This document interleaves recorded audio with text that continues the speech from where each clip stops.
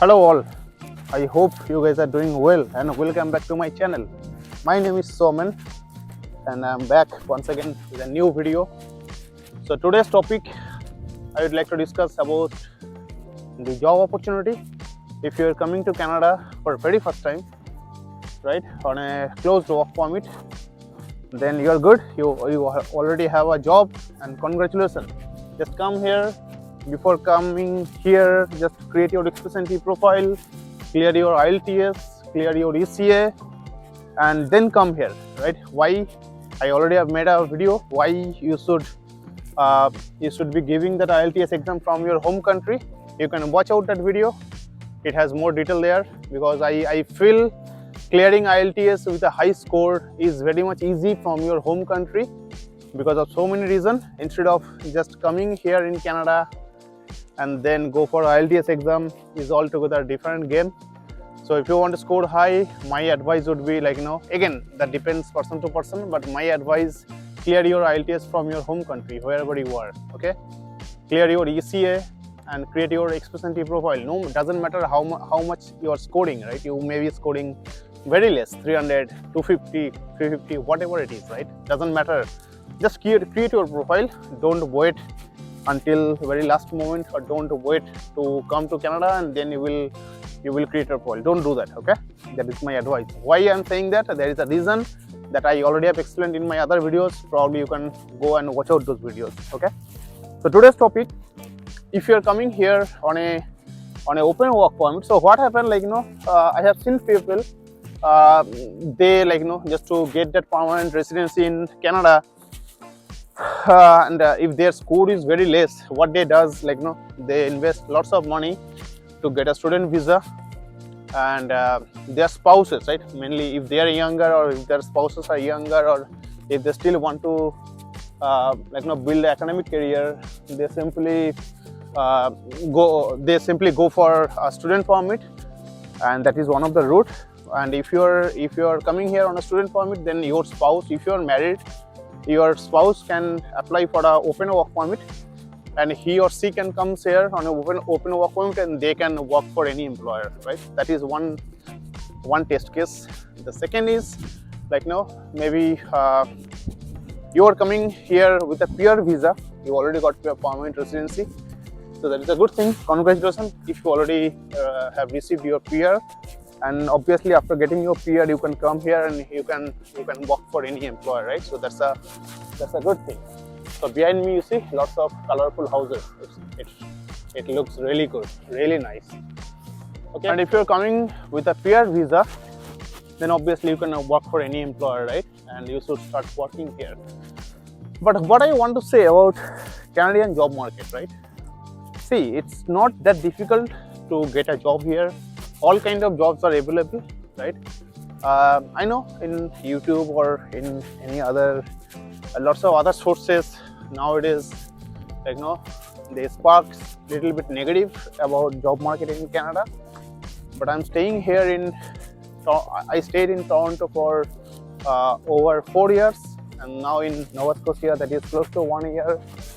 So I have seen Canada for the last 5 years, and I'm actively working. I was never unemployed in my throughout 10 years in Canada, right? So I can tell you, I haven't seen anyone who is unemployed here for a longer period of time.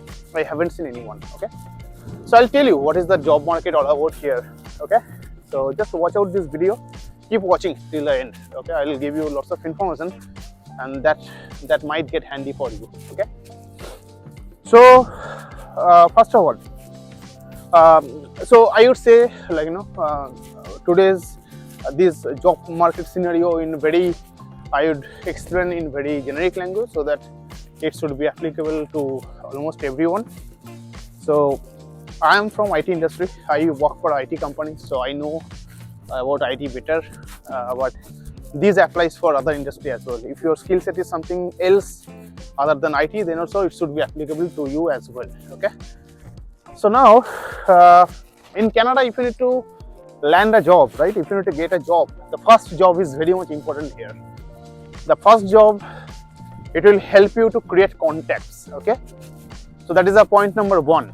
in Canada, if you want to work, you need to have some kind of contacts, okay? Because here, if you are joining a company, okay, any organization, and if you already have a experience, right? If you are not a fresher, if you already have some kind of experience in your field, here companies do ask for a reference, okay?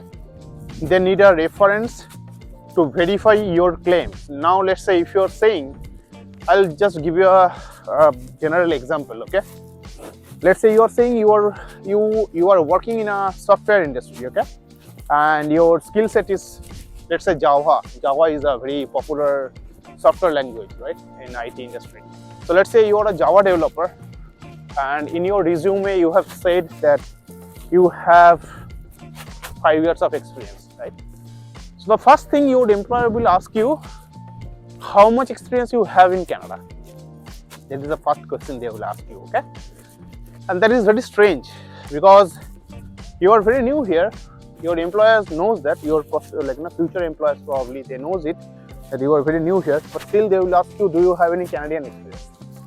So that is the point number one, because they always look for such candidate who has a prior experience working in Canadian market, okay? So that is their preference. If you don't have, I'm not saying that you will not get a job, but what I'm saying, it is advantage. If you have any kind of Canadian experience, any kind of experience, okay? I'm not saying it needs to be in your field only. It could be any kind of experience in Canada. That would be handy for you. So that is the first thing, and for that you need to provide a reference. So in India, what happened, if I join any company, okay, that company will not ask me for any reference. That company will ask me for my previous employer's letter, okay, or whatever companies I have worked, they will ask me my experience letter, salary slip, and release letter, all those kind of things, right? And there will be a physical background verification team, okay? That could be a third party company, or that could be within that company, and they will verify my previous employer, just to verify whether I have genuine experience or not, or whether I'm telling anything lie or not, right?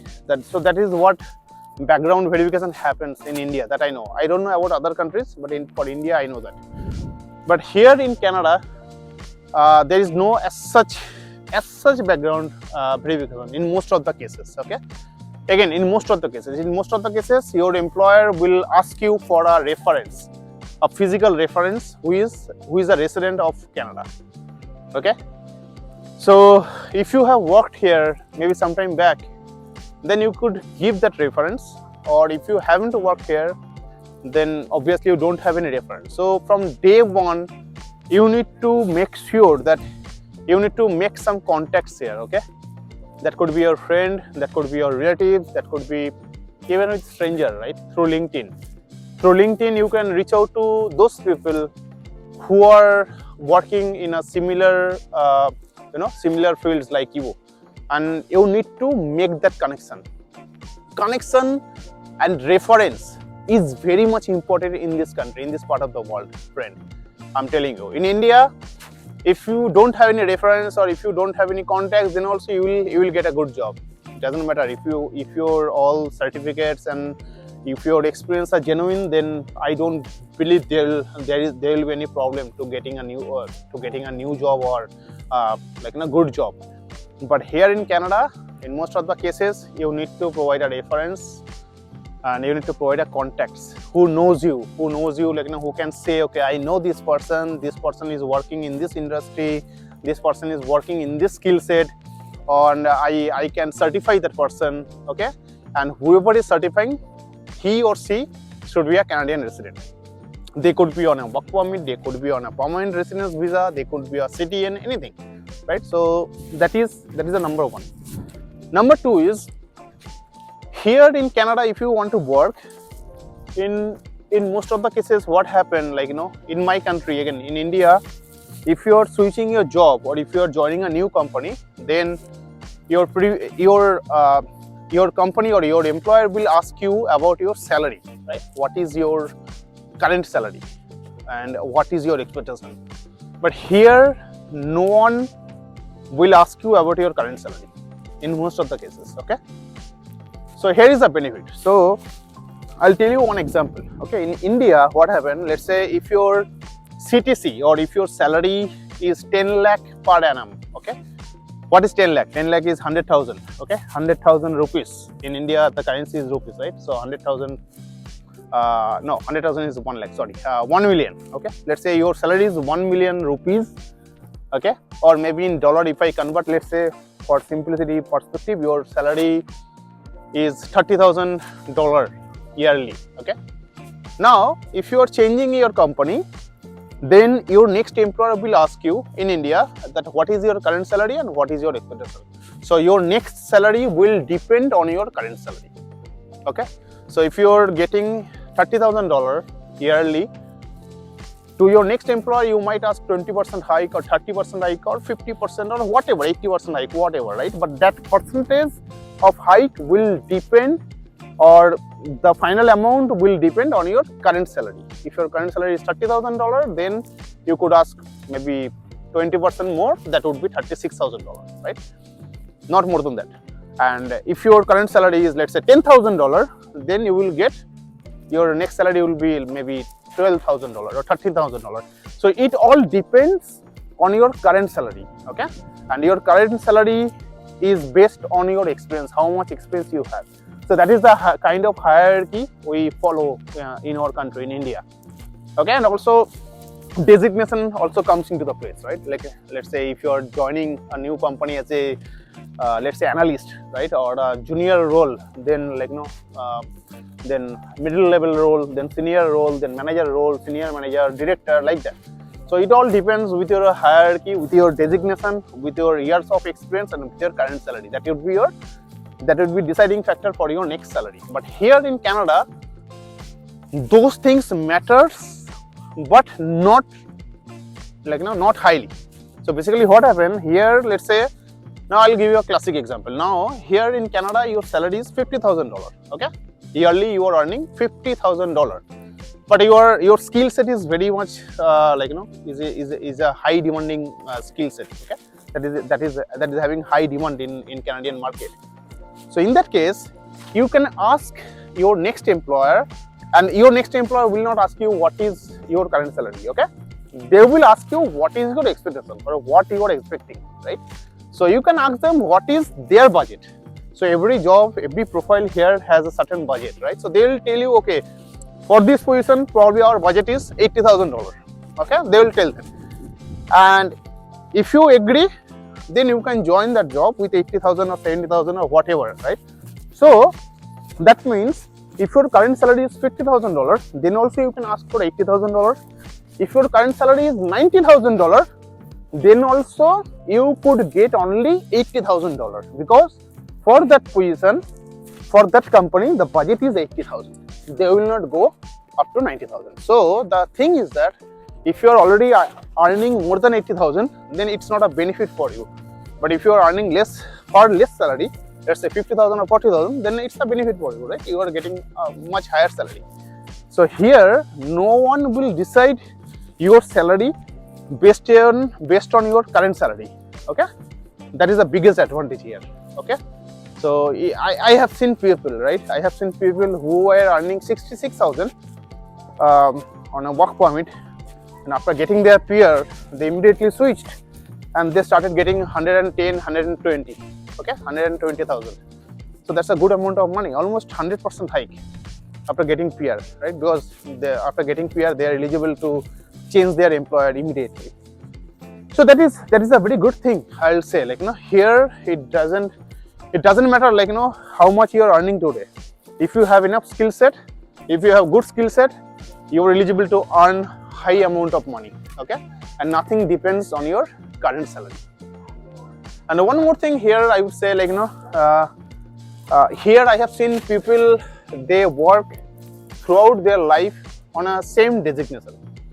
Okay, let's say if you are a developer, again from IT industry perspective I'm telling, let's say if you are a developer in our country, what happened, you could be a developer for 5 years or 10 years. After that you will become a manager, senior manager, and you need to do whole kind of managerial work, or you can go to technical stream also, being architect. But there also you need to manage few people and you need to do some kind of other work. But here the culture is not like that. Here you could be a developer, like, with 2 years experience, 20 years of experience, 25 years of experience. I have seen people, right? One guy was there, like, he was my friend. He is senior to me. He is almost 58 years old, and he was working as a developer when I first time when I came here in Canada. So I came here being a technical lead, and after coming here, I see that guy, 58 years old, who was working under me. I was a technical lead, so from designation perspective, I am superior to him. But he was a developer, okay? But his salary was more than me, obviously, right? So here, your designation or maybe your years of experience doesn't fix your salary or doesn't set your salary. It all depends on your skill set, okay? So here, that is the hierarchy. So yeah, so that's it. Like, if you want to make a, and one more thing I'd say here, the good part is like the opportunity is very wide here.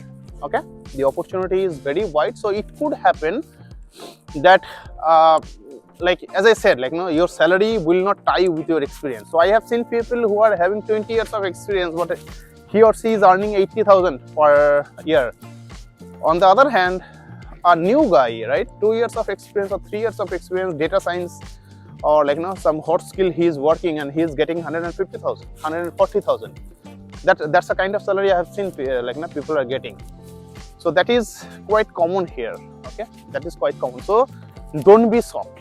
Don't get shocked. Like, if you are coming to Canada for the very first time on an open work permit or on a PR visa, you should expect, that if you are having very high skill, then I don't know how much salary you are drawing in your country, but here you can draw, or you can ask for lots more. Okay, and that is open here. So that is a good thing here. So anyway, so that's it for today. That's all I wanted to convey. Like, you need to make connection, start building your professional network, and that is through LinkedIn. LinkedIn is the best place to build your professional connection or professional network. Build your professional network, because professional network or professional friend comes in handy if you want to switch your job here, or if you want to join a new company. That would be kind of plus point for you. Do that. And regarding your past experience or regarding your salary, no one is concerned about those things. Everything here, people are concerned about your skill set. What is your skill set? That's all important here. Okay, so that's it for today. If you like this video, please give us a thumbs up. Do subscribe to my channel, because in this channel I'm going to bring out everything about Canada: pros, cons, immigration, travel, foods, daily lifestyle, expenses, everything almost. So please do subscribe.